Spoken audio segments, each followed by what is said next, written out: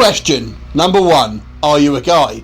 Question number 2, have you ever had a girlfriend that is the most demanding, domineering type of person you've ever seen? Then if the answer is yes to that one, then this, my friends, is a cautionary tale for you.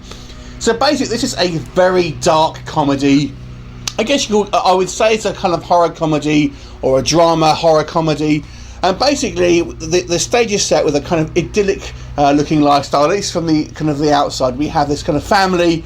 We have Katherine Heigl and Patrick Wilson, along with their sort of 2 kids, and they're kind of like upper middle class people, and they've got business to run and all of that. But this woman, Katherine Heigl, and the wife Mona, is basically the kind of, she rules the roost. She's with an iron fist. She's kind of very, very domineering, kind of OCD, and basically really just controls the kind of everything and rules with an iron fist, basically.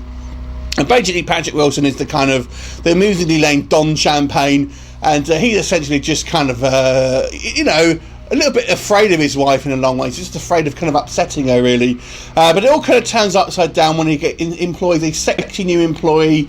It's kind of a furniture shop, and ultimately starts with her. She becomes pregnant, or at least she claims to become pregnant. Now, is she really pregnant? Is she extorting him? And also, what is this kind of criminal element that seems to be in the town that maybe she's involved with? So the plot, without giving away too many spoilers, basically involves escalating violence and murder and mental instability. So that's kind of all I would really say about the plot there. It's got a fantastic cast. You've obviously got Katherine Heigl, you've got Jordana Brewster as the kind of the mistress, so to speak. So Patrick Wilson, you've got Jim Belushi. So it's got a fairly decent cast here with some fairly big names. A couple of other kind of familiar faces you'll sort of see. AJ Buckley kind of plays as kind of one of the sort of biker gang. So what's the film like? Well, this is an interesting film. Now, I say this movie is a comedy. However, don't be any under illusions that this is going to be a kind of hangover, bridesmaid style comedy. It's not. This is not a kind of a laugh out loud comedy. This is just a kind of, almost like, I guess you would call it a dark farce, where there's this kind of escalating sort of situations that have a kind of slightly kind of hyper realistic comedic tone to it. But ultimately, this is kind of this is why. So this is along the same lines as the movie, as the TV show Dexter. It kind of has that sort of feel to it. Well, that was a kind of, I guess you would call it a kind of horror comedy, that sort of thing. And Katherine Heigl is the kind of, I mean, it's so far to say she's a psychopath here. She is fantastic in this movie because she does have this great performance of this really sort of unhinged woman who is just sort of clinging on to a semblance of sanity, but it's, we see her kind of that kind of slowly kind of get worse and kind of progress throughout the movie. I have to say this is not going to be for everyone, this movie. It's definitely a niche kind of audience, because I think looking at the cast you kind of may think this is some kind of rom-com. It really isn't. It's not a comedy in the traditional sense, like I've said, but it is quite, I guess it's quite a slow film. It has a kind of, it's quite a slow build. There's kind of escalating violence, and it gets worse as the sort of film progresses. And it's not overly gory, but there's a fair amount of implied violence and kind of dismembered bodies and things like that.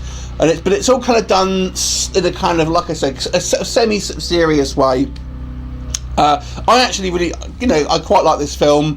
I do have a couple of problems with it. Like I said, the Katherine Heigl's character, the way she's portrayed, she's kind of she's very methodical in this film. They kind of make it very much clear she has a routine, sticks to it, and this is kind of how she's able to kind of almost have this mask on that people kind of, when people sort of see her.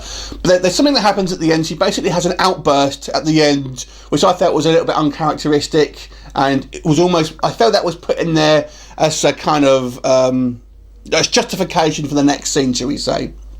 So I thought that was that little bit of a bit of a kind of a left turn there. I have to say as well, it feels like the ending was a little rushed. The kind of conclusion is somewhat left hanging. To be honest, if you listen to the credits, there's some audio in there which may go a little bit further as a kind of saying what's going on. But it felt a little bit rushed to me. But overall, I thought this was an enjoyable film. if you're that audience for it. If you are a kind of casual horror fan, then I think you might like it, because it's kind of quite a fresh take, quite a kind of original feel to this film. I actually quite find this a fun movie to watch, despite the fact that there's not a lot of actual comedy in this comedy. But I thought all the performances were good, with the exception of AJ Buckley, who does not make a convincing bad guy at all, with his drawn-on abs, quite amusing. But I would suggest checking this out if you kind of like your serial killer films or serial killer TV shows. Then you may enjoy this one. So I'm going to give this a 7 out of 10. Have you seen it? What did you think of it? Leave a comment and I will look forward to seeing you next time. Bye for now.